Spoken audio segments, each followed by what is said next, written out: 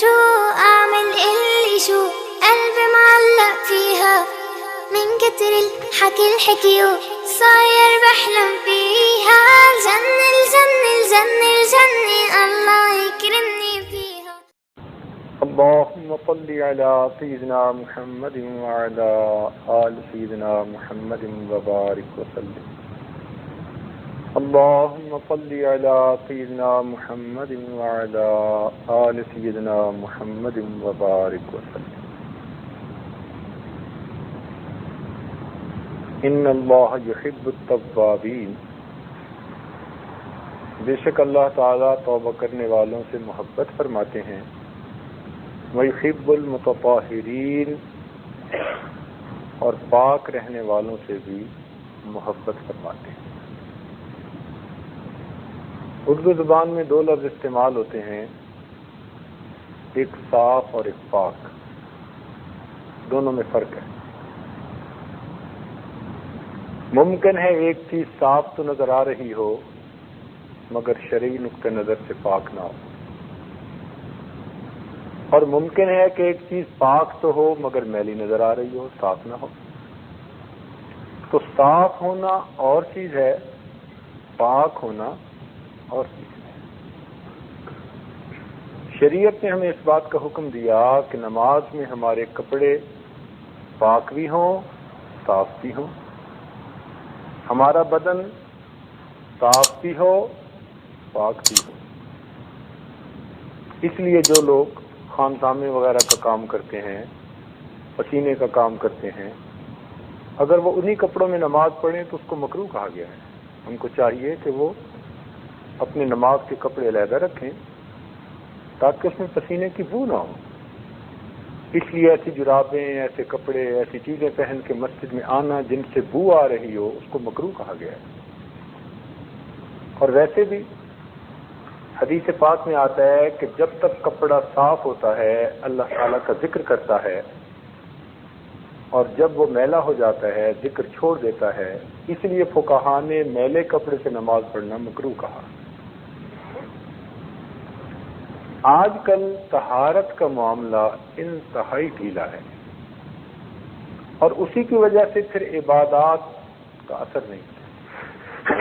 الحمدللہ، اس لیے عبادات کا معاملہ بہت ڈھیلا۔ جتنی یہ اہم بات ہے نا طہارت کا لحاظ خیال رکھنا، اتنا ہی اس کی طرف سے چشم پوشی کی جاتی ہے۔ بلکہ اکثر دوستوں نے تو کبھی طہارت سیکھی نہیں ہوتی۔ کیا مطلب؟ یعنی باقاعدہ کسی عالم کے پاس بیٹھ کر اس کے مسائل سیکھے ہوں، پوچھے ہوں، فلاں صورت میں مجھے کیا کرنا چاہیے، فلاں صورت میں کیا کرنا چاہیے، نہیں، دیکھا دیکھی گھر میں بچپن میں کچھ ماں نے بتا دیا اور باقی دیکھا دیکھی اپنا ایک انداز بنا لیا، اسی انداز سے زندگی گزر جاتی۔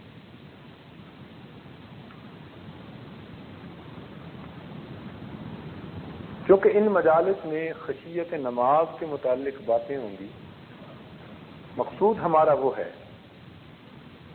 اس کی ابتدا طہارت سے ہوتی ہے۔ کوئی آدمی ایسا ممکن نہیں کہ جس کو نماز کا خشوع حاصل ہو اور وہ طہارت کا خیال نہ رکھتا ہو، ممکن ہی نہیں ہے۔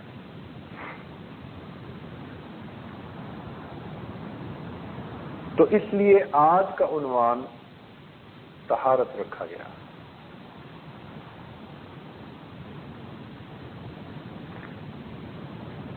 طہارت کی 4 منزلیں ہیں۔ تصوف میں، مشائخ کی نظر میں طہارت کے 4 درجے ہیں، 4 مراتب ہیں۔ سب سے پہلی طہارت بدن کی طہارت،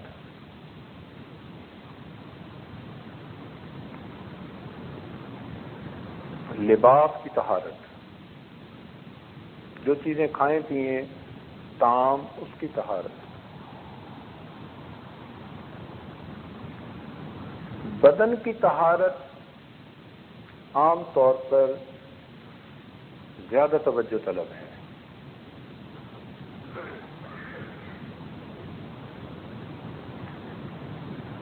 مثال کے طور پر آدمی کو غسل کے فرائض کا پتہ ہو کہ بلوغ کے بعد اس کو غسل کیسے کرنا ہے. اگر اس کو فرائض کا پتہ ہی نہیں تو جتنی بھی نمازیں پڑھتا پھرے گا اس کا دل پر کوئی اثر نہیں ہوگا، نہ اللہ کے ہاں قبول ہوں گے. تو باقاعدہ ان مسائل کو سیکھنا. نہانا اور چیز ہے، غسل کرنا اور چیز ہے. مردوں میں تو پھر بھی ممکن ہے کہ غسل کے فرائض کا پتہ ہو، عورتوں میں غفلت بہت زیادہ ہے. کچھ وہ اس کو شرم و حیا کی باتیں سمجھتے ہوئے مسئلے پوچھتی بھی نہیں ہے واضح. اور گھر کے مردوں میں اور مردوں میں فرق کوئی نہیں ہوتا. بات ذرا سخت سی کر دی ہے مگر کر ٹھیک دی ہے. آج کل کے مردوں میں اور مردوں میں کوئی فرق نہیں. وہ گھر کی عورتوں کو دین نہیں سکھاتے، ایک ہی مقصد کے لیے رکھا ہوتا ہے، اللہ اللہ اور خیر. خود بیت بھی ہو جاتے ہیں، خود مراقبے بھی کر لیتے ہیں، گھر والوں کو اس کام میں شریک کرنے کی کوشش نہیں کرتے. اپنی اولاد کو محبت کی وجہ سے پیار دیتے ہیں، تربیت نہیں دیتے.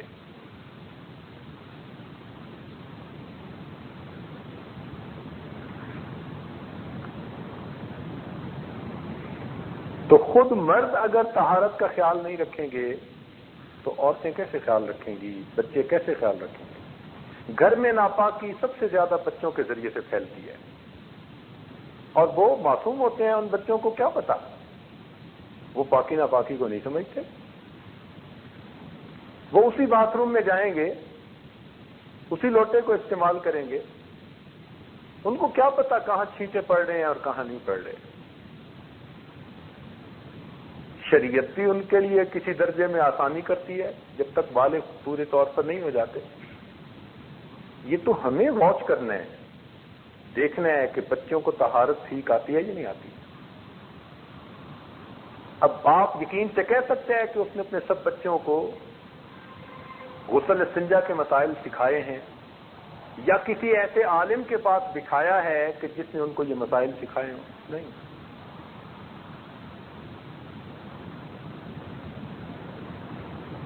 وہ بچے گیلے پاؤں کے ساتھ آئیں گے اور پھر اسی مصلے پہ نماز پڑھیں گے جہاں پہ ہم پڑھتے ہیں. اب جب گیلے پاؤں سے مصلے پہ کھڑے ہوئے تو مصلے پہ بھی اس کا اثر آیا.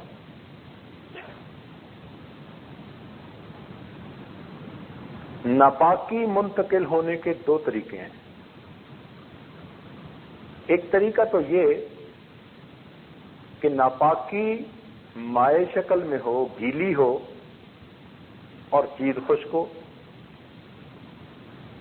یا پھر ناپاکی خشک ہو مگر چیز گیلی ہو. تو دونوں صورتوں میں ناپاکی منتقل ہو جاتی ہے. مثال کے طور پر ایک چیز خشک تھی مگر ناپاک تھی، آپ نے گیلے پاؤں پر رکھ دیے، اب پاؤں ناپاک ہو گئے. اب ذرا غور کیجئے، عام طور پر گھروں کے اندر جو صفائی کرنے والے ہوتی ہیں یا تو خادمائیں عورتیں رکھی ہوتی ہیں یا کچھ گھروں میں مرد رکھے ہوتے ہیں. یہاں کا کچھ بابا آدمی نرالا نظر آتا ہے کچھ معاملات میں. ان کام کرنے والے مردوں کو تو غیر محرم سمجھتے ہی نہیں. کبیرہ گناہ روز ہو رہا ہے اور نام اعمال میں لکھا جا رہا ہے. اب وہ جو کام کرنے والے ہیں ان میں سے تو کوئی مسلم بھی نہیں ہوتے، تو ان سے توقع کیا کرنی پاکی ناپاکی کی، وہ تو ہے ہی ناپاک. اب وہ مرد عورتیں غسل خانے دھوتے ہیں. اب جب غسل خانے دھوئیں گے تو ان کے ہاتھ ناپاک ہوں گے نا. جب ہاتھ ان کے ناپاک ہوں گے تو اسی ہاتھ سے وہ غسل خانے کا ہینڈل پکڑیں گے. اب ہینڈل بھی ناپاک ہو گیا، وہ تو آ گئے. اب آپ نے باتھ روم یوز کرنا ہے، آپ گئے، آپ نے باتھ روم سے فراغت استعمال کی حاصل کی اور آپ نے بھی گیلے ہاتھوں سے اسی ہینڈل کو پکڑ لیا. اب وہ اگرچہ خشک تھا مگر ناپاک تھا، تو جب آپ نے گیلے ہاتھ اس کو لگا دیے تو ناپاکی آپ کے ہاتھ پر لگے. اب کہتے ہیں جی نماز میں کیفیت نہیں بنتی.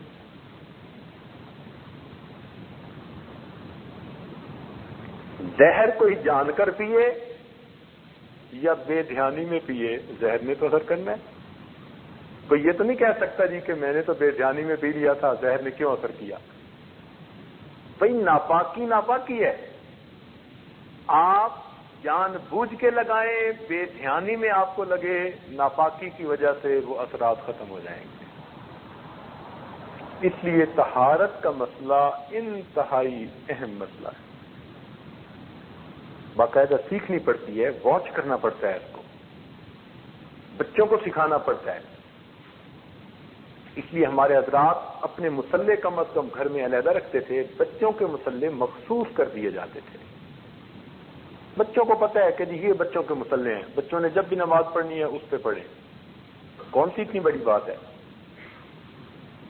آپ جتنے بچے ہیں سب کے مصلے بے شک علیحدہ کر دیں، یا ان کو پتہ ہو کہ ہمارے یہ مصلے ہیں، ہم نے ان پہ نماز پڑھنی ہے.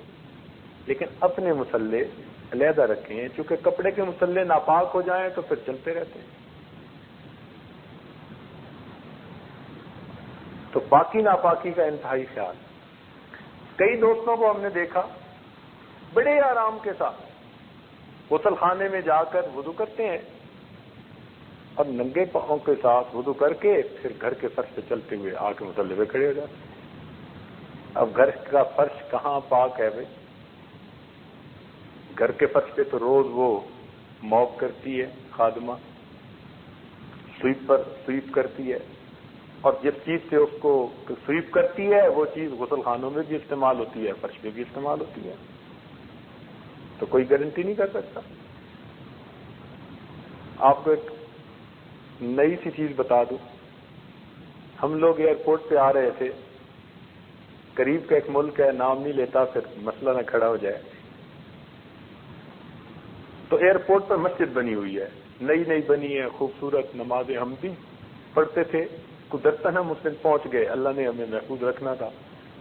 تو ایئرپورٹ کی جو کام کرنے والی عورت تھی وہ پاک قالین کے اوپر وہ جو گیلا ہوتا ہے نا، اس کو کیا کہتے ہیں اپنی زبان میں؟ موب. وہ گیلا موب جناب اس نے اس پانی کے اندر اس کو جو ہے نا بھگویا اچھی طرح، پھر وہ گیلا پورے قالین کے اوپر. ہم جب پہنچے تو وہ دروازے کے قریب پہنچ چکی تھی.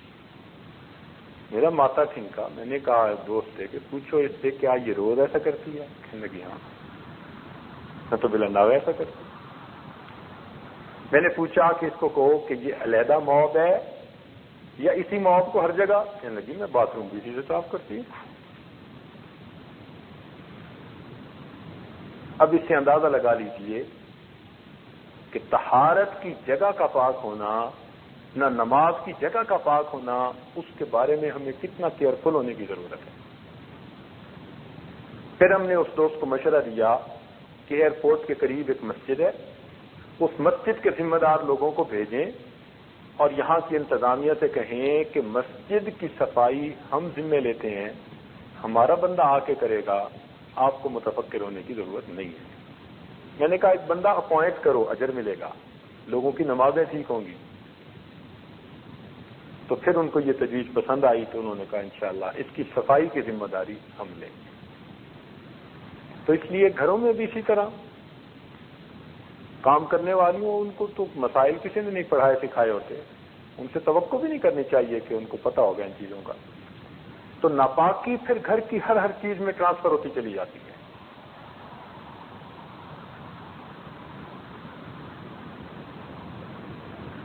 تو بدن کا پاک ہونا، اس کے مسائل سیکھنے پڑتے ہیں. عورتوں میں عام طور پر بالوں کے کھولنے کے معاملے میں سستی ہوتی ہے، چلو، لیکن ان کی جو یہ چھوٹی رنگ وغیرہ پہنتی ہیں یا کچھ ناک میں پہن لیتی ہیں یا ادھر پہنتی ہیں، ان کو بھی ٹھیک طرح سے ہلا کے پانی نہیں پہنچاتی ہیں، حالانکہ وہاں بھی پانی کا پہنچانا فرض ہوتا ہے. تو انہوں نے نہا تو لیا، لیکن وہ جو جگہیں ہیں یا وہ جو جسم کے سوراخ ہیں ان میں پانی نہیں پہنچا صحیح طرح سے،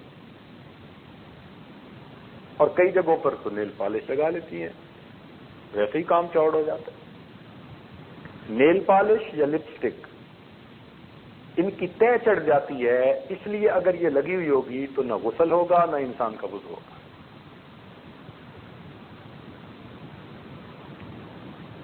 اور عورتوں کی جہالت کا یہ حال ہے اس وقت کہ میں ایک ملک میں تھا تو مسجد کے متولی صاحب نے یہ واقعہ خود سنایا۔ بڑا شہر نہیں تھا، ذرا دیہات سی تھی، لیکن مسجد کا متولی نیک بندہ تھا، اچھا بندہ تھا، رو رہا تھا بیٹھا ہوا۔ پوچھا کیا ہوا؟ کہنے لگا جی حال یہ ہے میرے اپنے گھر کا، حالانکہ میں گھر کے اندر تعلیم بھی کرواتا ہوں اور سارا کچھ کرتا رہتا ہوں، نیکی کی بات بھی کرتا رہتا ہوں، میاں بیوی ہم اکٹھے ہوئے، فجر کا وقت میں نے غسل کیا، نماز پڑھنے چلا گیا، معمول تھا اشراق تک مسجد میں بیٹھنے کا۔ اس دن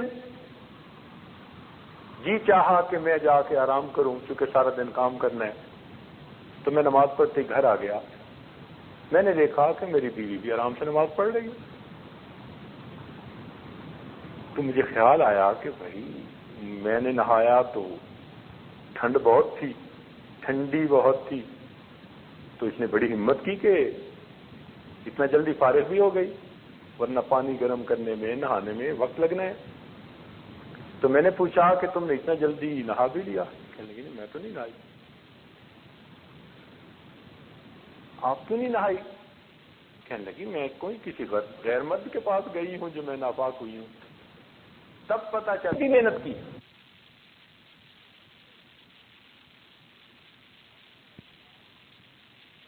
تب پتہ چلا جب سے شادی ہوئی اس وقت سے لے کے اب تک وہ عورت یہ سمجھتی تھی کہ غیر مرد کے ساتھ اکٹھے ہوں ناپاک ہوتے ہیں، اپنے خامد کے ساتھ کوئی فرق نہیں پڑتا۔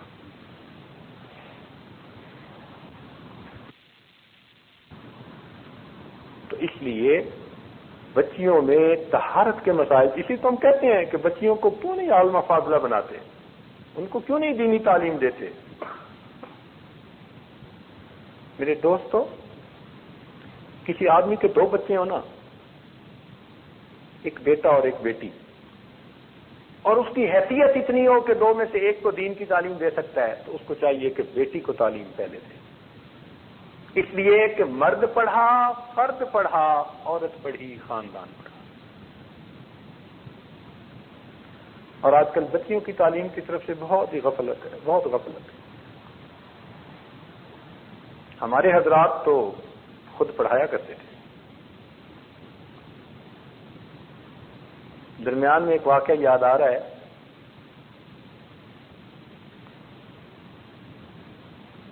آپ کو جلدی تو نہیں نا؟ ہمارے حضرت رحمۃ اللہ علیہ کو قاری محمد طیب رحمۃ اللہ علیہ نے واقعہ سنایا حضرت اقدس نانوتوی رحمۃ اللہ علیہ کے بارے میں۔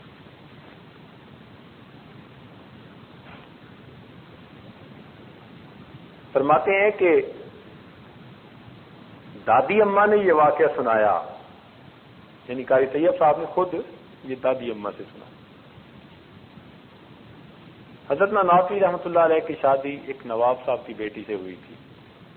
وہ نانوتوی رحمۃ اللہ کے عاشق صادق تھے، بہت عقیدت محبت تھی، اور انہوں نے بڑی چاہت سے بیٹی کا رشتہ ان کے ساتھ کیا۔ اور جب رشتہ کیا تو اس زمانے میں 1,00,000 روپے کے زیور بنوا کر بیٹی کو دیے، اس زمانے میں جب استاد کی تنخواہ 3 روپے 2 روپے۔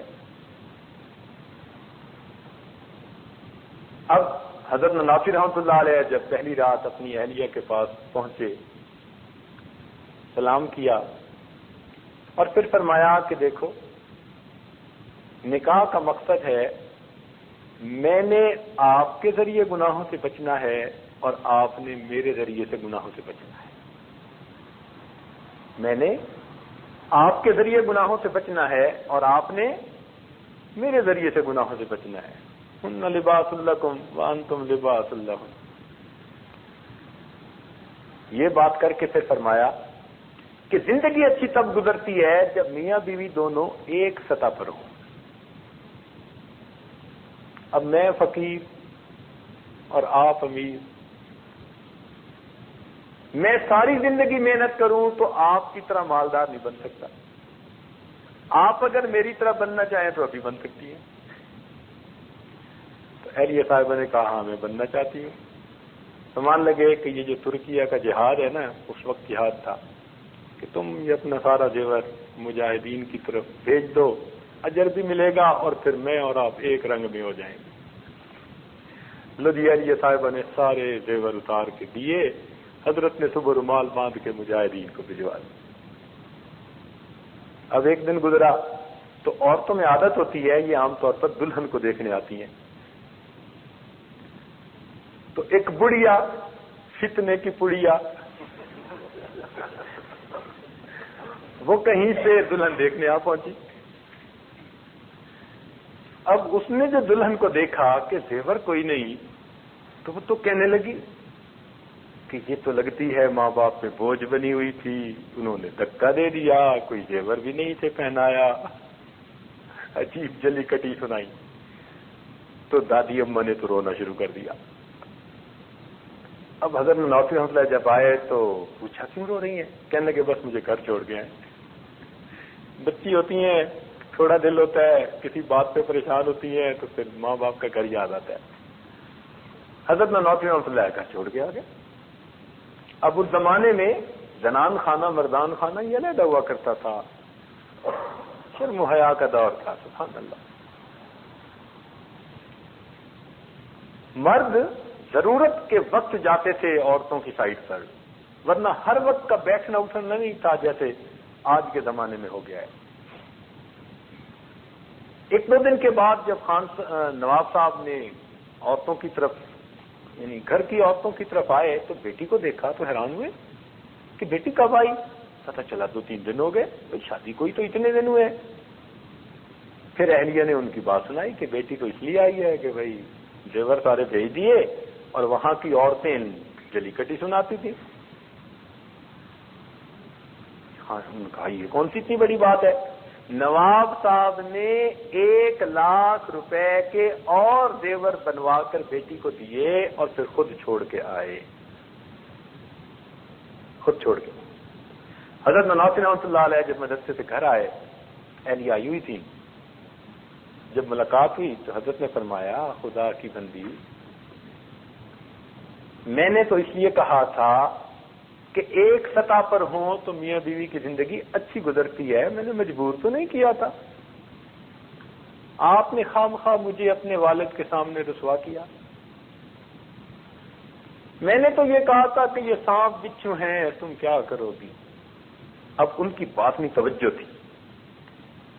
دادی صاحبہ نے فرمایا کہ حضرت کے جب یہ لفظ منہ سے نکلے نا کہ یہ سانپ بچھو ہیں، تو فرماتی ہیں مجھے محسوس ایسے ہونے لگ گیا کہ یہ سانپ ہیں، یہ بچھو ہیں جو میں نے پہنے ہوئے ہیں. کہنے لگی اتنا میرے اوپر یہ کیفیت ہوئی، میں نے تو نوچنا شروع کر دیا، نکالنا.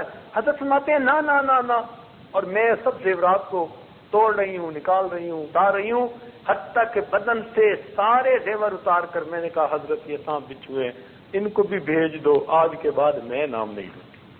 حضرت نے اگلے دن وہ بھی مجاہدین کو بھجوا دی. پھر اس کے بعد دادی صاحبہ جو تھی انہوں نے حضرت نانوتوی رحمۃ اللہ علیہ سے پڑھنا شروع کر دیا. پڑھتے پڑھتے اتنا پڑھا، قاری محمد طیب رحمۃ اللہ علیہ نے خود فرمایا میں نے ان دادی صاحبہ سے مشکات شریف کو سبکن سبکن پڑھا.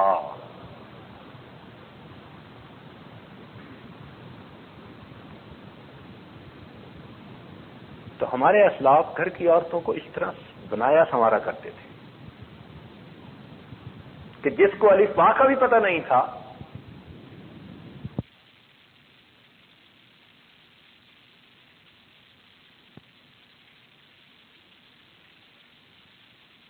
ان کے جو عورتیں اپنے ہاتھوں سے کرتی ہیں. اس لیے کہ اس میں اگر 3 سائیکل ہیں نا مشین میں، آٹومیٹک پانی آئے اور 3 سائیکل، اتنا پیور اتنا صحیح وہ سفید کر دیتی ہے کہ ایک قطرہ پانی نہیں رکھ دیتا. 2 بندے مل کے بھی کپڑے کو نچوڑے تو اتنا نہیں نچوڑ سکتے جتنا مشین نچوڑ دیتی ہے. اور اگر 3 مرتبہ وہ رنس کرتی ہے تو الحمدللہ کپڑے بالکل پاک ہیں، 100% پاک۔ ہاں، اس کو نکال کے پھیلانے والی عورت اپنے ہاتھوں کا خیال رکھے۔ اب کیا کرتی ہیں کہ کپڑے تو پاک دھل گئے، لیکن اٹھا کے پھیلانے والی گھر کی نوکرانی ہے، اب وہ انہی ہاتھوں سے پاک کپڑوں کو لے جا کے پھیلا رہی ہے، پھر وہی سارا کچھ۔ تو آپ پورے پروسیس پر نظر ڈالیں، درمیان میں مشین نے تو کپڑے دھو دیے، 3 مرتبہ پاک کر دیے، رنس کر دیے، بالکل صحیح، لیکن ہم کن ہاتھوں سے اس کو لے جا کے لٹکا رہے ہیں، کس جگہ پر لٹکا رہے ہیں، ان کا خیال رکھنا عورت کو بتانا پڑتا ہے، ان کو سمجھانا۔ اپنے کھانے پینے کی چیزوں کا خیال رکھنا، کچن کے اندر بھی پاکی ناپاکی کا بڑا مسئلہ بنتا ہے، اور اگر کام کرنے والی یہ دوسری عورتیں ہوں تو ان بیچاریوں کو کیا پتا، وہ چیز نیچے گرے گی، اسی ہاتھ سے اٹھا کے اس کو اوپر رکھ دیں گے۔ اور اچھے اچھے دوستوں میں برتنوں کے تلوے کے بارے میں تو احساس ہی نہیں ہوتا کہ یہ بھی ناپاک ہوتے ہیں۔ برتنوں کے تلوے کو ہمیشہ مشکوک ہی سمجھیں، آپ کو نہیں پتا وہ کس جگہ پر رکھے گئے۔ اور دوست کیا کرتے ہیں کہ گھر سے کھانا لے کے آئے اور ٹرے کو اوپر رکھ دیا دسترخوان پر، یہ سب سے بڑی غلطی ہوتی ہے۔ ٹرے اوپر رکھنے کی کیا ضرورت ہے؟ ٹرے کو رکھیں سائڈ پر، اور جو اندر برتن پڑے ہیں وہ اٹھا کے رکھیں دسترخوان پر۔ ٹرے تو انہوں نے فرش پر رکھا ہوگا، ٹرے تو زمین پر رکھ دیا ہوگا، ٹرے کے تلوے کا کس کو پتا کہ 100% پاک ہے؟ تو برتنوں کے تلووں کے بارے میں ہمیشہ نظر رکھیں کہ کس کس برتن کے تلوے پاک رہتے ہیں اور کہاں ناپاک ہو سکتے ہیں، تو ان کا خیال رکھیں۔ عورتیں اگر طہارت کے صحیح مسائل کا خیال نہ رکھنے والی ہوں اور ہر وقت ان کے ذہن پہ طہارت کی فکر نہ رہے تو وہ کئی مرتبہ چیزیں دھو کر آدھی پاک اور بعض دوسری، وہ بڑا چوڑ ہو جاتا ہے مسئلہ۔ اس لیے ہوٹلوں کے کھانے سے پرہیز کریں۔ حد الوسع، کوئی سفر ہو یا کوئی عذر ہو تو ایک شرعی چیز ہے، وگرنہ حد الوسع کوشش کریں کہ باہر کی بنی پکی ہوئی چیز ہرگز مت کھائیں۔ کچھ نہیں پتا کس حال میں وہ چیز بنائی پکائی گئی۔ لوگوں کو چائنیز کھانے کا شوق ہوتا ہے، ذرا پکانے والوں کے کمرے میں جا کے دیکھا کریں نا کہ وہاں پک کیسے رہا ہوتا ہے وہ، آپ اس کے بعد توبہ کر لیں اور اس جگہ پر جانا چھوڑ دیں۔ اور پھر کئی لوگ تو غیر مسلموں کے ہوٹلوں میں جاتے ہیں، جی میکڈونلڈ پہ جانا ہے،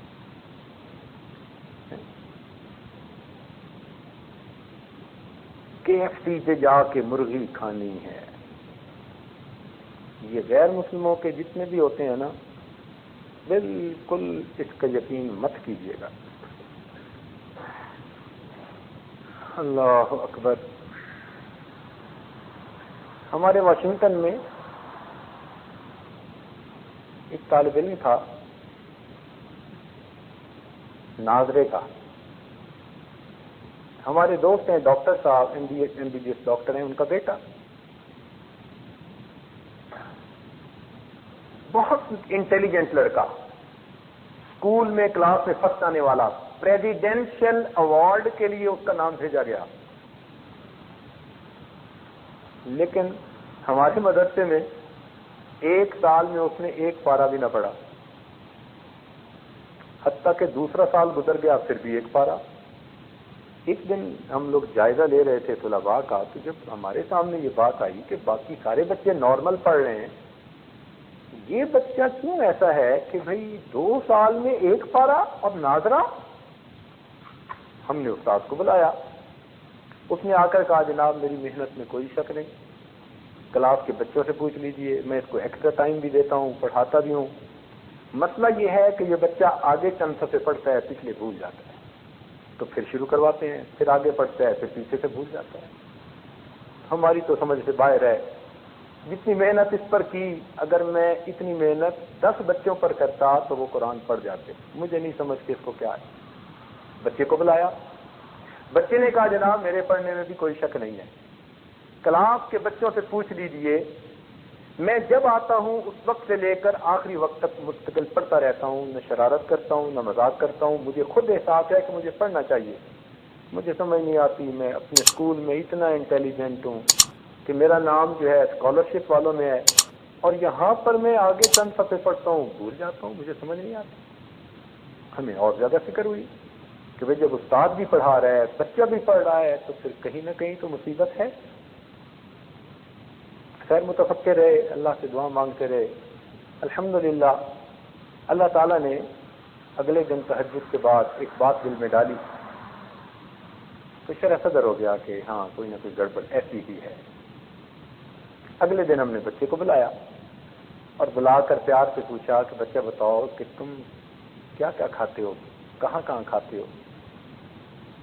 اب جب اس سے پوچھا تو اس نے جناب 6-7 امریکن ہوٹلوں کے نام، ریسٹورینٹ کے نام دے دیے کہ جی وہاں کی فش اینڈ چپ پسند ہے، اور فلاں جگہ کی جو ہے وہ چکن نگٹس پسند ہے، اور فلاں جگہ کا پیزا پسند ہے.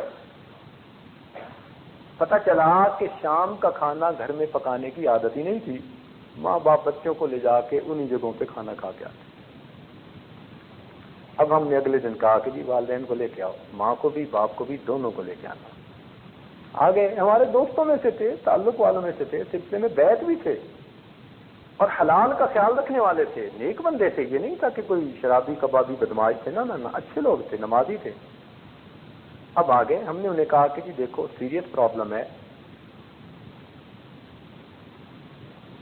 ہم آپ سے ڈسکس کرنا چاہتے ہیں. 2 سال ہمارے استاد نے آپ کے بچے پر محنت کی، آپ کے بچے نے بھی محنت کی، لیکن ایک پارہ بھی اس کا مکمل نہیں ہوا. اس کا مطلب ہے کہ something is seriously bad somewhere. اب کہاں ہے تو صحیح کوئی مسئلہ. ہم نے کہا وہ مسئلہ یہ ہے کہ آپ اپنے بچے کو حرام کھلا رہے ہیں، اور حرام سے جو گوشت بنتا ہے وہ کبھی اللہ کے نور کو قبول نہیں کرتا، اس لیے محنت بیکار ہے. 2 راستے ہیں. بچے کو قرآن ہمارے پاس پڑھانا ہے تو ادھر جانا بند کر دو، اور ادھر جانا بند نہیں کر سکتے تو پھر بچے کو اپنے ساتھ لے جاؤ. ہم اپنا وقت مزید اس کے اوپر نہیں لگا. جب 2 ٹوک بات کہی تو وہ کہنے لگے جی بچے کو قرآن تو پڑھانا ہے. انہوں نے وعدہ کیا کہ آج کے بعد ہم اپنے گھر پکائیں گے اور ہمیشہ گھر کا پکا کھانا بچوں کو کھلائیں گے.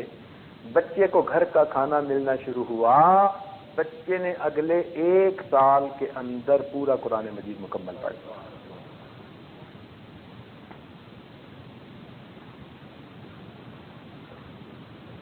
لوگ کہتے ہیں جی اولاد ہماری بات نہیں مانتی، نافرمان بن گئی ہے. جی آپ نے حلال تو کمایا، ہو سکتا ہے زکوٰۃ نہ نکالی ہو تو حلال مال بھی ناپاک ہو گیا. ہو سکتا ہے آپ نے زکوٰۃ نکالی ہو، سود شامل کیا ہو سکتا ہے آپ نے باقی ساری احتیاطیں کی ہوں، بچوں نے اس مال سے ایسی چیزیں خرید کے کھائی ہوں کہ جو حرام چیزیں ان میں شامل ہوں. تو اس لیے ان تمام چیزوں کا خیال رکھنا پڑتا ہے.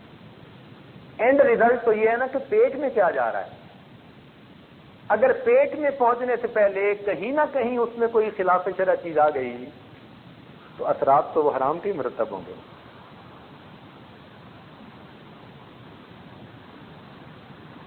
اس لیے جو ٹشو انسان کا حرام مال سے ناپاک کھانے سے بنتا ہے وہ ٹشو عبادت میں کبھی مزہ نہیں پاتا.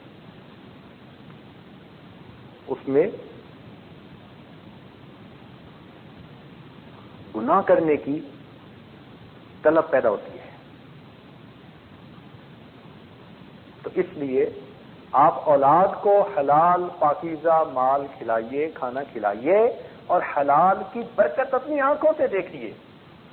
اس لیے ذکر و سلوک میں رزق حلال اور صدق مقال، ان 2 چیزوں کی بڑی اہمیت ہے. رزق حلال اور صدق مقال، 2 چیزوں کی بہت اہمیت ہے. اس کی اتنی اہمیت ہے ایک واقعہ جو ہماری کتابوں میں لکھا ہے، حضرت مجدد ثانی رحمۃ اللہ علیہ کے ایک بیٹے تھے جن کا نام تھا محمد معصوم۔ پیدائش سے پہلے حضرت کو الہام ہوا اللہ تعالیٰ کی طرف سے کہ ہم آپ کو ایسا بیٹا دیں گے جو پوری زندگی کبیرہ گناہ نہیں کرے گا، اللہ کی حفاظت رہے گی، ایسا پاکیزہ بیٹا، غلامن زکیہ۔ تو جب یہ الہام ہوا تو حضرت نے بچے کی پیدائش پر اس کا نام محمد معصوم رکھا۔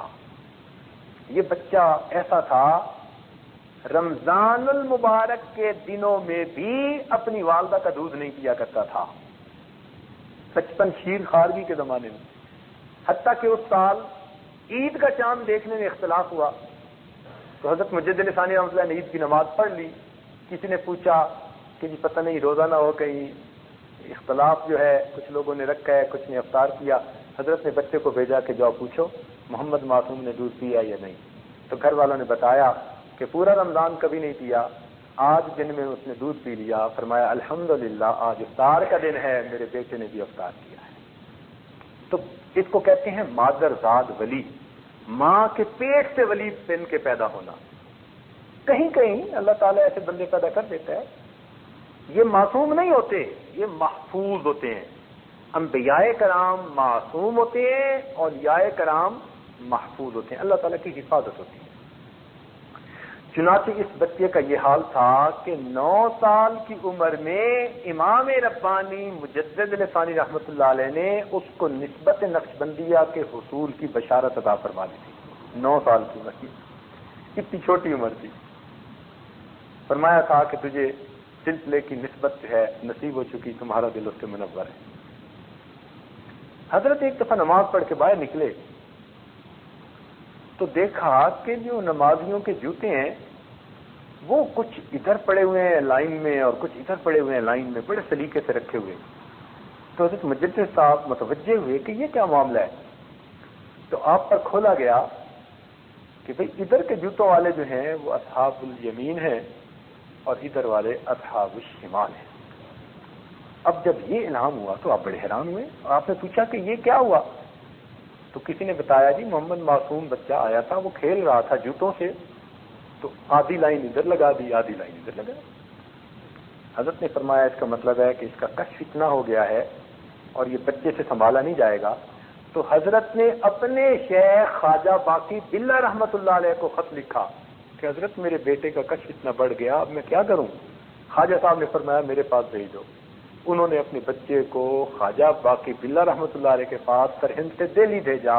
جب وہاں گیا تو خواجہ باقی باللہ رحمۃ اللہ علیہ نے اس زمانے کے بازار کا پکا ہوا کھانا کھلا کر 3 دن کھلایا، ان کا کشف ختم ہو گیا۔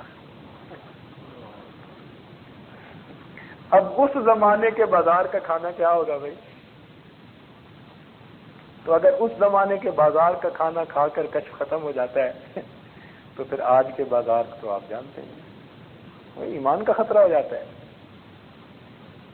اس لیے ایک عادت بنا لیجئے کہ کھانا گھر کا کھانا ہے پکا ہوا، باہر کا نہیں کھانا، یا سفر میں یا کوئی اور عذر میں جو شرعی ہو تو پھر شریعت اس کے لیے اجازت دے دیتی ہے۔ تو بدن پاک، کپڑے پاک، اور انسان جو کھانا کھاتا ہے یہ کھانا پاک ہو۔ چنانچہ حضرت خواجہ غلام علی دہلی رحمۃ اللہ علیہ جو مرزا مظہر جان جانا رحمۃ اللہ علیہ کے خلیفہ خاص تھے، وہ فرماتے ہیں کہ ایک مرتبہ میں کہیں دعوت پر چلا گیا اور وہاں پر مشتبہ کھانا کھا لیا۔ فرماتے ہیں میری کیفیات بند ہو گئیں، میں نے شیخ کو بتایا، شیخ نے کہا کہ روزانہ آنا، میں تمہیں خاص مراقبہ کرواؤں گا، توجہ ڈالوں گا۔ فرماتے ہیں کہ میں 1 مہینہ متواتر جا کر شیخ سے توجہ لیتا رہا، تب میری وہ کیفیت ختم ہوئی۔ 1 مرتبہ کا کھانا تھا۔ اس عاجز کے سسر محترم خواجہ محمد عبد المالک صدیقی رحمۃ اللہ علیہ جو میرے شیخ کے شیخ بھی تھے، حضرت مرشد عالم رحمۃ اللہ علیہ کے وہ شیخ بنتے تھے، اور ان کو حضرت مدنی رحمۃ اللہ علیہ ہر سال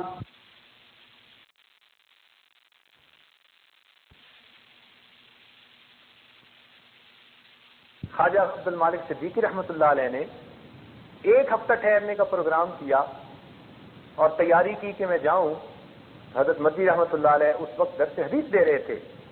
حضرت نے درس موقوف کیا اور طلباء اور حضرت کمرے سے درس حدیث سے نکلے، دارالحدیث سے، اور اس کمرے میں آئے جہاں ٹھہرے ہوئے تھے، ضیوف الرحمان کا جو کمرہ ہوتا ہے مدرسے میں.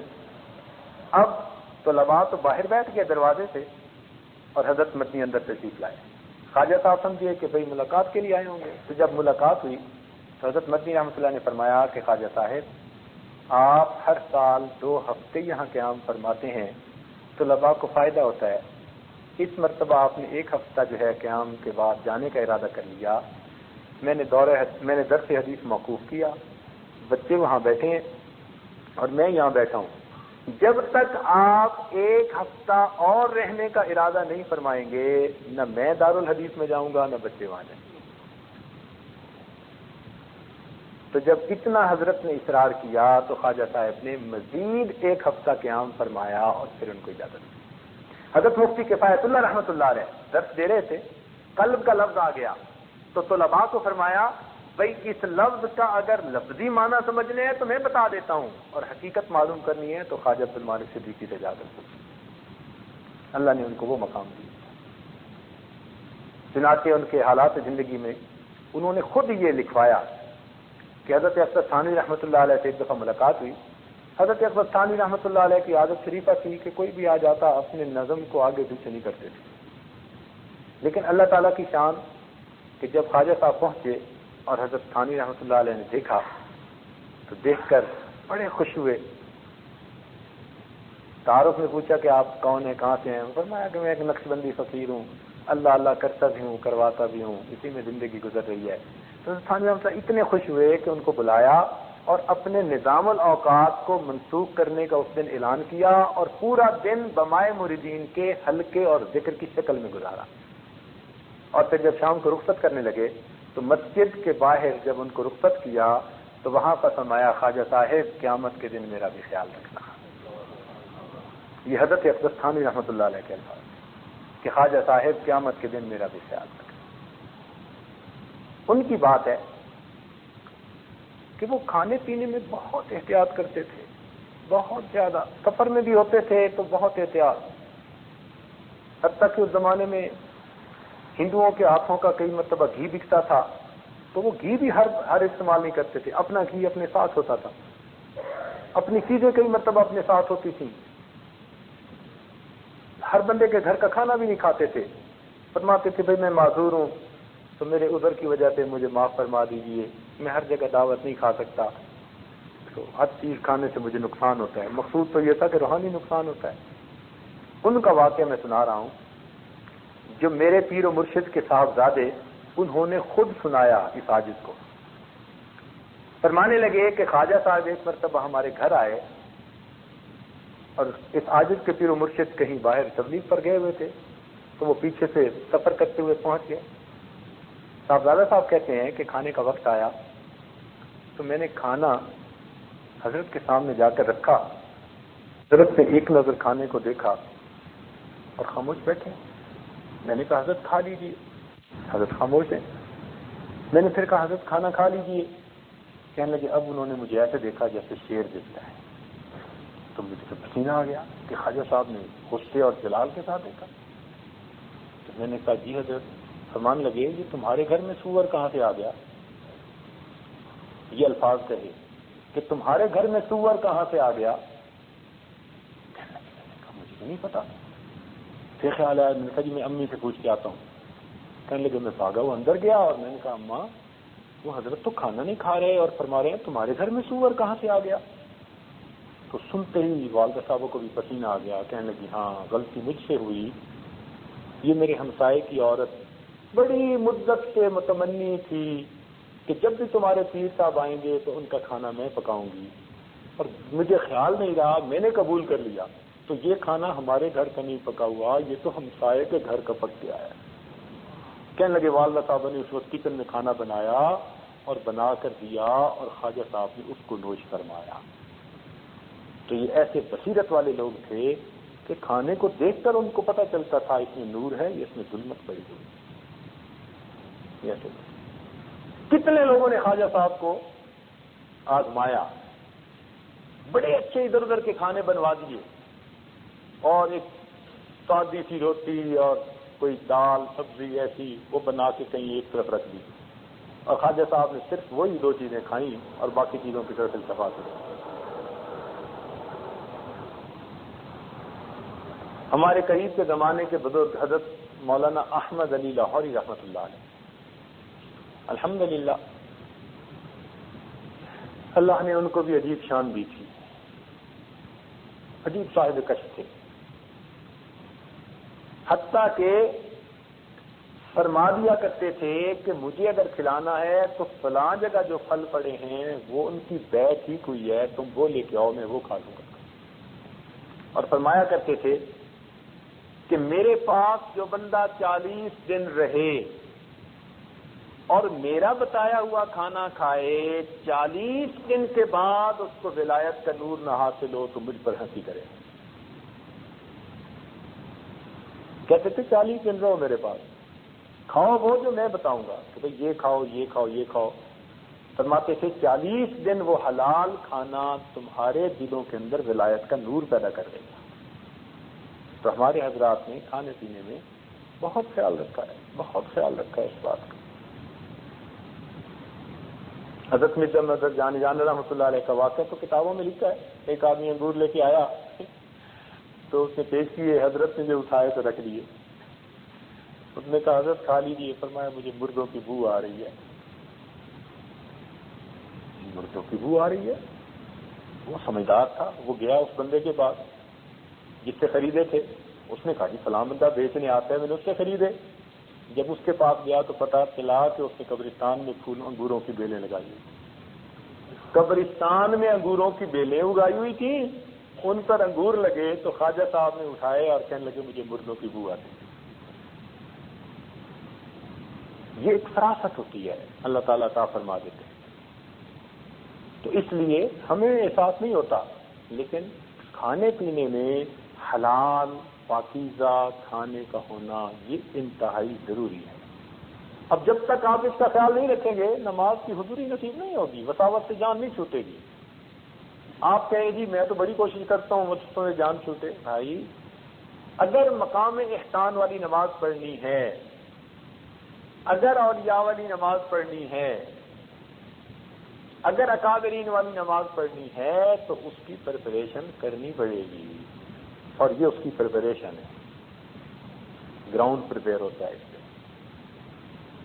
تو اس لیے بدن کا پاک ہونا، کپڑوں کا پاک ہونا، کھانے کا پاک بھی ہونا، حلال بھی ہونا، یہ طہارت کی پہلی قسم اور پہلا درجہ ہے۔ یہ طہارت کا پہلا درجہ ہے۔ یہ بات آپ کو اچھی طرح کلیئر ہو گئی ساری۔ طہارت کا پہلا درجہ کتنی چیزیں عرض کی ساجد ہیں، کوئی بتا سکتے ہیں؟ بدن کا پاک ہونا، لباس کا پاک ہونا، اور جو کھانا کھایا جا رہا ہے وہ حلال بھی ہو پاک بھی ہو۔ اور اس کی تفصیلات اس لیے کر دی کہ تاکہ آپ کے سامنے رہیں۔ طہارت کا دوسرا درجہ اپنے جسم کے اعضاء کو گناہوں سے پاک کرنا۔ طہارت کا دوسرا درجہ کیا ہے؟ جسم کے اعضاء کو گناہوں سے پاک کرنا۔ دیکھیں پہلی جو قسم تھی وہ ظاہری نجاست کے بارے میں تھی، اور اب جو بتا رہے ہیں یہ باطنی نجاست کے بارے میں۔ یہ باطنی نجاست بھی تو ہوتی ہے، تبھی تو فرمایا انما المشرکون نجس، کہ مشرک نجس ہوتے ہیں۔ اب وہ نہات ہو کے بھی غسل خانے سے نکلے پھر بھی نجس، اس لیے کہ نجاست حکمی ہے، سمجھے؟ ایک نجاست ظاہری ہوتی ہے، ایک نجاست حکمی ہوتی ہے۔ تو جب انسان گناہوں کا مرتکب ہوتا ہے تو جس عضو سے گناہ کیا وہ عضو گویا ناپاک ہو گیا، اس پر نجاست لگ گئی۔ اللہ والوں کو اس سے پتہ چلتا ہے۔ اس لیے سیدنا عثمان غنی اللہ عنہ کے پاس ایک آدمی آیا اور راستے میں اس کی نگاہ غیر محرم پر پڑ گئی تھی، تو آپ نے فرمایا ما بالک، لوگوں کو کیا ہو گیا کہ بے محابہ ہمارے پاس چلے آتے ہیں اور ان کی نگاہوں سے زنا ٹپکتا ہے۔ اللہ تعالیٰ یوں مہربانی کرنا۔ تو اعضاء کو گناہوں سے، یعنی گناہوں سے بچانا، جب بھی گناہ کیا گیا کسی اور سے، بس یوں سمجھیے کہ وہ جسم کا عضو ناپاک ہو گیا، اور اس کے اثرات ہوتے ہیں، بو ہوتی ہے۔ یہ تو حدیث پاک میں بھی آتا ہے کہ جب بندہ جھوٹ بولتا ہے تو اس کے منہ سے اتنی بو نکلتی ہے کہ فرشتے اس سے تھوڑی دیر کے لیے دور ہو جاتے ہیں۔ اور یہ بھی حدیث پاک میں آتا ہے کہ جب موت کے فرشتے آتے ہیں بندے کی روح نکالنے کے لیے تو وہ اس کے جسم کے اعضاء کو سونگھتے ہیں۔ اگر اعضاء سے اس نے گناہ کیے ہوں گے تو ان اعضاء سے ان کو بو محسوس ہوتی ہے، اور جب بو آتی ہے وہ سمجھ لیتے ہیں کہ یہ نافرمان تھا، پھر اس کی پٹائی شروع کر دیتے ہیں۔ اور جو انسان پاکیزہ زندگی گزارنے کا عادی ہو اس کے جسم سے ایک خوشبو محسوس ہوتی ہے۔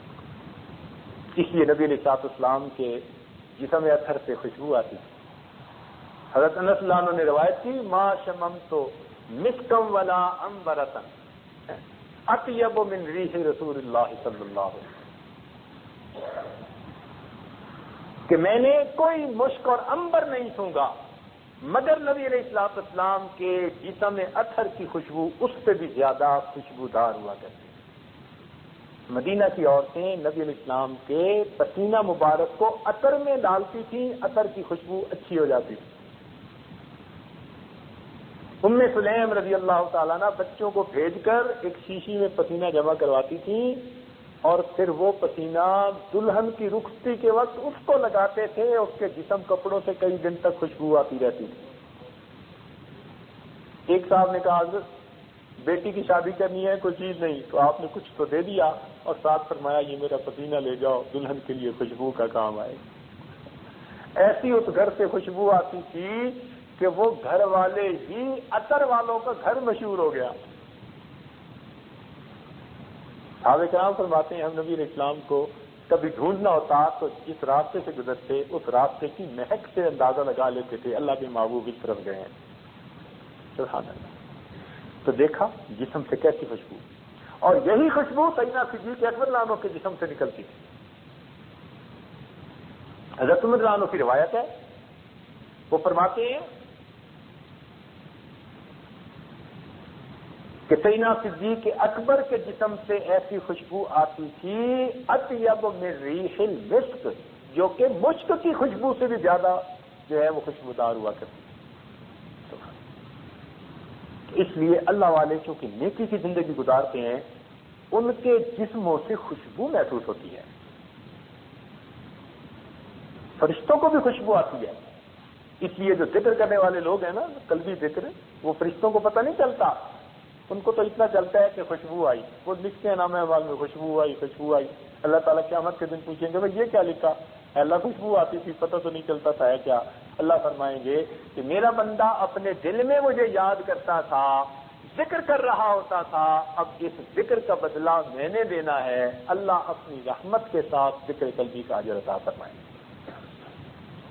تو گناہوں کی وجہ سے اعضاء ناپاک ہو جاتے ہیں، اور نیکی کی وجہ سے پھر ان کی نجاست ختم ہو جاتی ہے، دھل جاتی ہے۔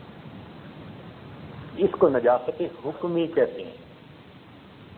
ظاہر میں تو بندہ کافر ہوگا، گورا چٹا ہوگا بدن اس کا، مگر پھر بھی نجس ہے، کیونکہ مشرک کو اللہ تعالیٰ نے نجس فرما دیا۔ تو پہلا درجہ ظاہری بدن، کپڑے، کھانا، ان چیزوں کی نجاست سے پرہیز کرنا، بچنا۔ اعضاء کو گناہوں کی نجاست سے بچانا، یعنی یہ ذہن میں رکھیں کہ جب بھی غیر محرم پر ہماری بری نظر پڑے گی ہماری آنکھ ناپاک ہوگی، زبان سے جھوٹ نکلے گا ہماری زبان ناپاک ہوگی، ہاتھ سے ہم نے کسی کے حقوق کو غصب کیا ہاتھ ناپاک ہو گئے۔ تو جس عضو سے گناہ کر رہے ہیں وہ عضو ناپاک ہے۔ اب ان اعضاء کو ان گناہوں سے پاک کرنا. آج کل بعض دوست گناہوں سے بچتے ہیں 70%, 75%, 80%, 90%, 95%.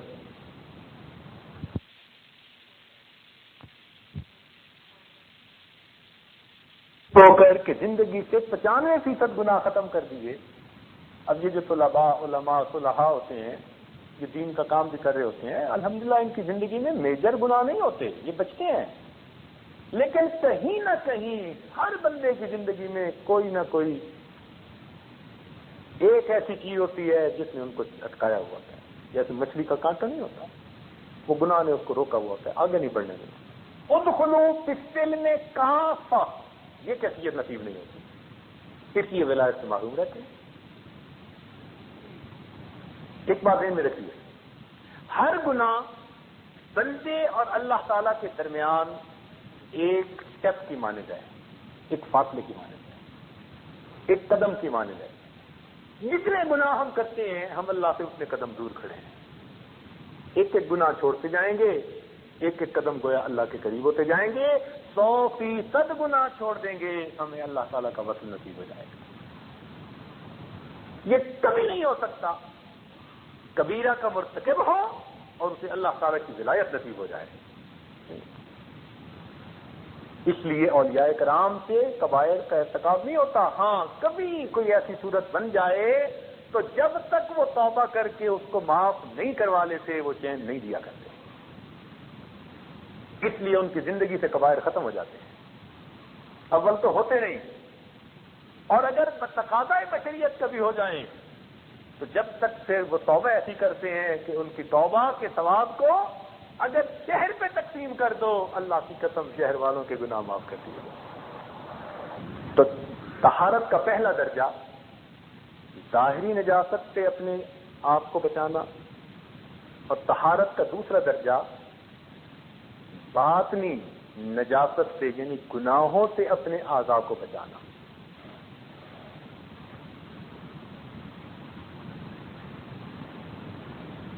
مردوں میں عام طور پر آنکھ کے گناہ زیادہ, عورتوں میں عام طور پر زبان کے گناہ زیادہ. ہمارا یہ تجربہ ہے.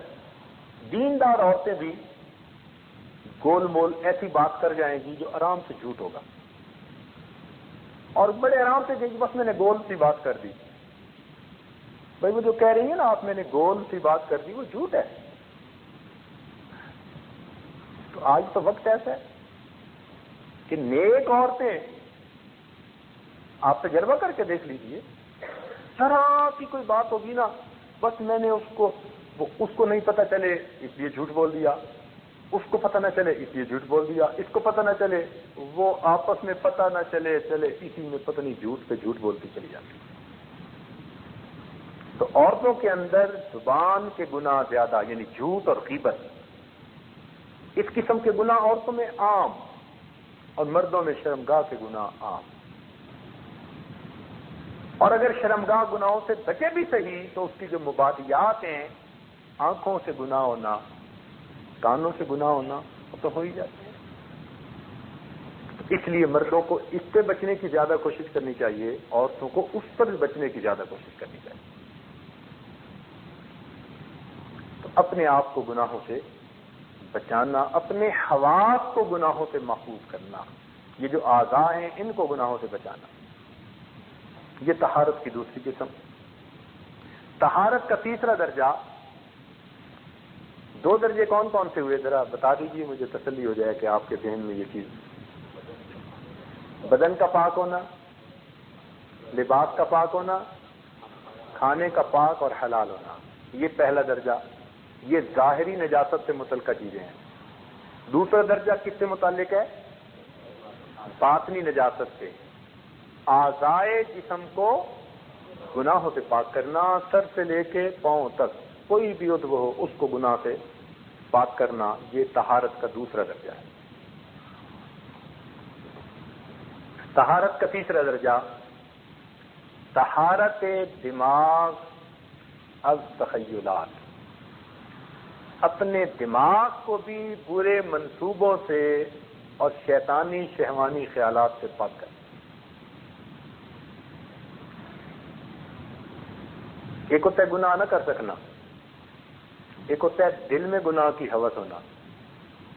اور کسی نے کہا کہ جس نے بری نظر سے کسی غیر محرم کو دیکھا اپنے دل میں وہ اس عورت کے ساتھ زنا کر چکا.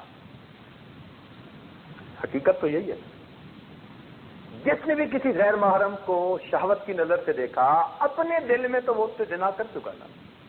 قدرت نہ ہونا، موقع نہ ہونا یہ اور چیز ہے، اس کا دل تو تیار تھا نا. تو اپنے دماغ کو بھی ان تخیلات سے پاک کر لینا. اس کی تھوڑی سی تفصیل سن لیجیے. خیالات کا آنا برا نہیں ہوتا، خیالات کا آنا برا نہیں ہوتا، خیالات کا لانا اور دل میں جمانا یہ برا ہوتا ہے. برے خیال کا دل میں آنا یہ برا نہیں، آتے ہیں اور یہ اللہ کے دن میں بھی وساوس آتے ہیں. مگر انسان کا دماغ جیسے چوراستہ نہیں ہوتا اس کی مانند ہونا چاہیے. ادھر کی ٹریفک ادھر، ادھر کی ٹریفک ادھر، گزارتے رہو، جمنے نہ دو.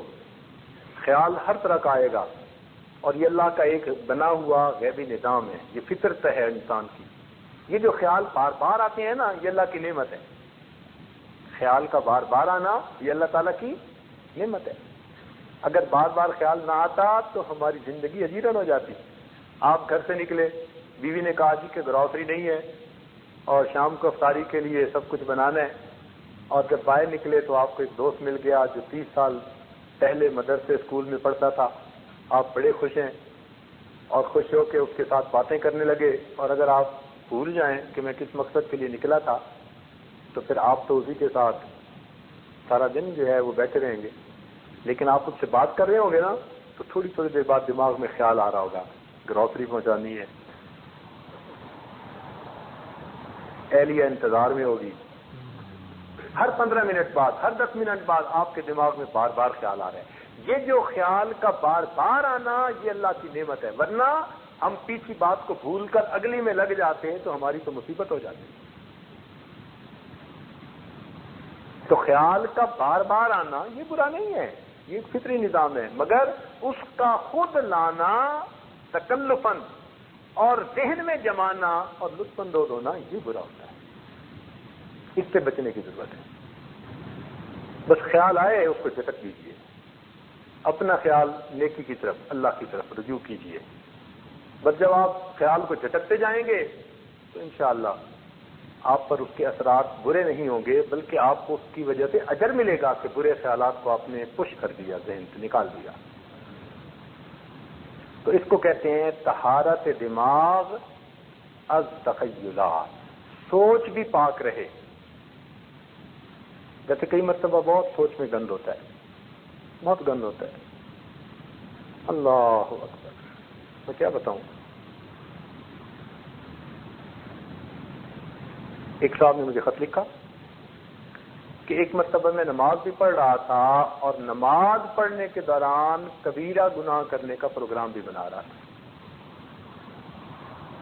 نماز بھی پڑھ رہا ہوں، کہنے لگا میری حالت یہ، اسے خط میں لکھا، کہنے لگا حالت یہ کہ میں نماز بھی پڑھ رہا ہوں اور نماز کے دوران میں کبیرہ ایک گناہ کرنے کا پکا پروگرام بھی بنا رہا ہوں. تو حالت تو یہ ہوتی ہے. اب اگر ذہن کے ہر وقت کے خیالات ایسے رہیں گے تو نماز میں کیسے خیال ٹھیک ہو جائیں گے؟ پھر نماز میں بھی وہی چیز گھومتی رہے گی. اس لیے طہارت کا تیسرا درجہ کیا ہے؟ طہارت دماغ از تخیلات، یعنی برے تخیلات، شہوانی خیالات، شیطانی خیالات، ان سے اپنے دماغ کو پاک کرنا، یہ طہارت کا تیسرا درجہ ہے. یہاں تک بات کلیئر ہو گئی، اچھی طرح سمجھ آ گئی. چوتھا درجہ ہے طہارت دل از مذمومات. طہارت دل از مذمومات و محمودات. یہ ذرا سمجھنا تھوڑا سا ڈیفیکلٹ ہے.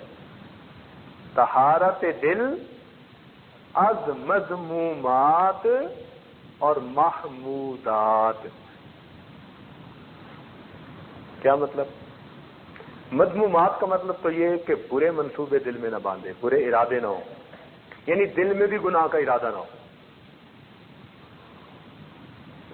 یہاں حضرت اقدس نانوتوی رحمۃ اللہ علیہ نے جب دارالعلوم دیوبند کا سنگ بنیاد رکھنا تھا تو حضرت نے اس وقت اعلان فرمایا، کافی لوگ تھے، اعلان فرمایا کہ آج دارالعلوم کا سنگ بنیاد میں ایک ایسی ہستی سے رکھوا رہا ہوں جنہوں نے زندگی میں کبیرہ گناہ تو کیا کرنا، کبھی کبیرہ گناہ کرنے کا دل میں ارادہ ہی نہیں کیا. ارادہ ہی نہیں کیا کہ میں یہ گناہ کروں گا، یہ بھی نہیں ارادہ کیا. تو ایک بزرگ تھے، منع شاہ کے نام سے مشہور تھے.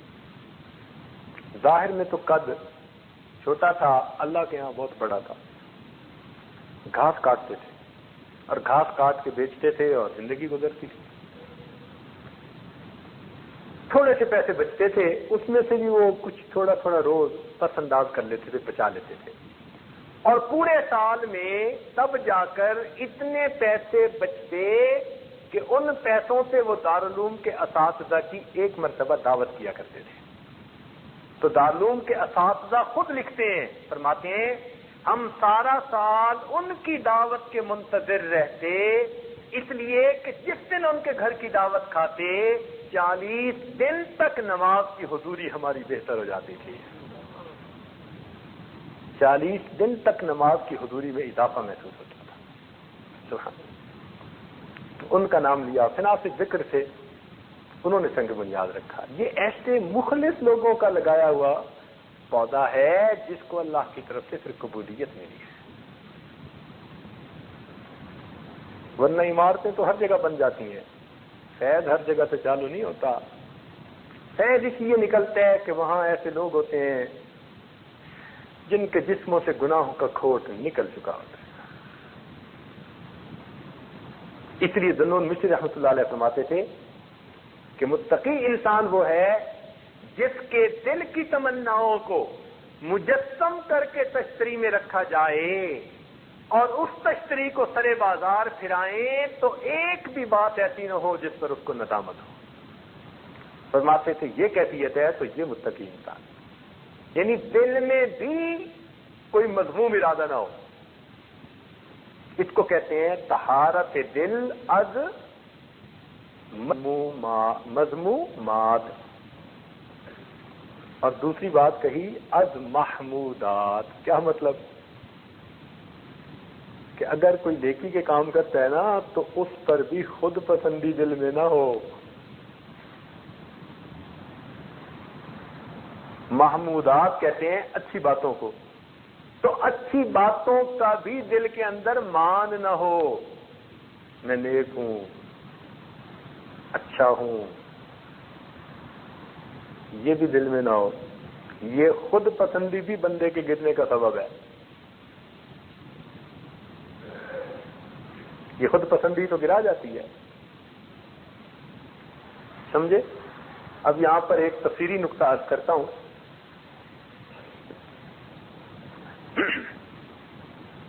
ایک مرتبہ واقعہ سن لیجیے. ایک مرتبہ خواجہ باقی باللہ رحمۃ اللہ علیہ نے کسی محفل میں بات کرتے ہوئے یہ کہہ دیا کہ مجھے اللہ نے اب ایک ایسا مقام دے دیا ہے توکل کا کہ میرے اوپر اب کوئی بھی حال آ جائے، مصیبت آ جائے، اب مجھے اللہ کے توکل سے نہیں ہٹاتی، کوئی پریشانی نہیں ہوتی. یعنی کوئی ایسی بات کر دی جس بات میں تھوڑا سا محسوس ہوتا تھا کہ بھئی اپنی تعریف ہے. لو جی کیا ہوا؟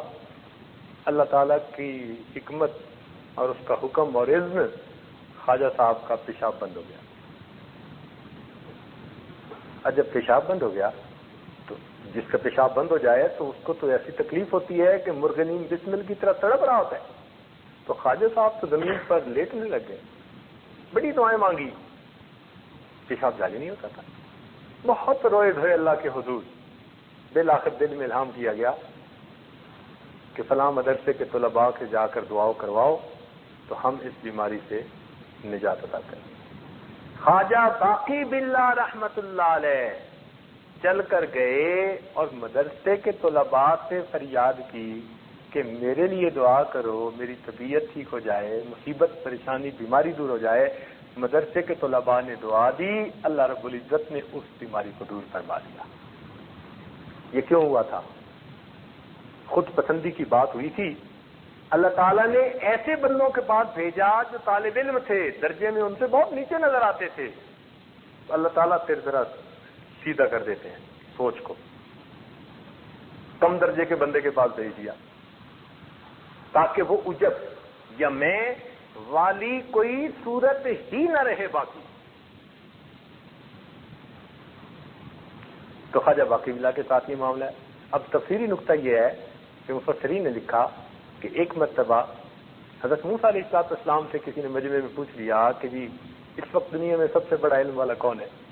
تو انہوں نے کہہ دیا میں ہوں سب سے بڑا علم والا. بات بھی سچی تھی. وقت کے نبی ہی سب سے بڑے علم والے ہوتے ہیں، عالم ہوتے ہیں، مگر پھر بھی ایک دعویٰ تو نکلتا ہے. چونکہ بات سے دعویٰ نکلتا تھا اس لیے اللہ رب العزت نے پیغمبر کے مقام پر ہونے کے باوجود ان کو ایک کم درجے کے بزرگ کے پاس بھیجا. جاؤ ذرا خضر علیہ السلام کے پاس. تو خضر علیہ السلام کے پاس بھیجنے میں حکمت یہ تھی کہ بڑائی صرف اللہ کو دیبا ہے، اور کسی کی زبان سے بھی کوئی ایسا لفظ نکلے جس میں کچھ بڑائی نظر آتی ہو، پروردگار وہی اس کا معاملہ سیدھا کر دیتے. اس کے لیے فرمایا کہ طہارت دل از مذمومات و محمودات. نہ برائیوں کے منصوبے ہو، نہ اپنی نیکیوں پہ بندہ فریفتہ ہو.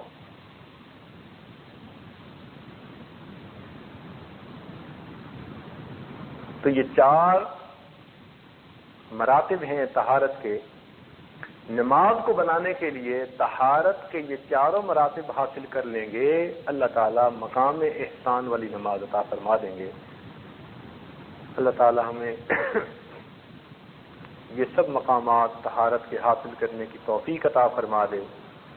وآخر دعوانا الحمدللہ رب العالمین.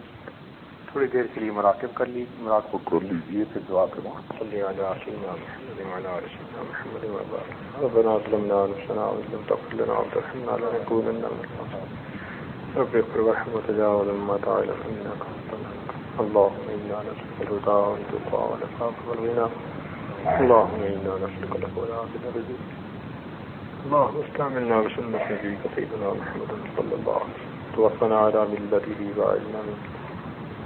اللهم اعنا على ذكرك وشكرك وحسن عبادتك وتلاوة كتابك. اللهم اكفنا بحلالك عن حرامك واغننا بفضلك عمن سواك.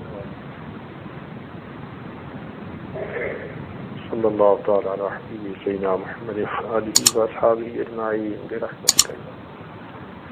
نمازیں وہ اپنی قضا نمازیں ادا کریں، 1 دن کی، 2 دن کی، 3 دن کی، جتنے بھی ہو سکیں اس وقت کے دوران 12 بجے تک. جو حضرات صاحب ترتیب ہیں ان کی قضا نمازیں نہیں ہیں، وہ چاہیں تو صلاۃ التسبیح بھی پڑھ سکتے ہیں. یہ ایک ایسی نماز ہے کہ جس کے احادیث میں بہت فضائل. اور نبی الاسلام نے فرمایا اپنے چچا کو کہ اے چچا اگر ہو سکے تو روز پڑھ لیا کر، اور اگر نہ ہو تو پھر ہر ہفتے میں 1 مرتبہ پڑھ لیا کریں.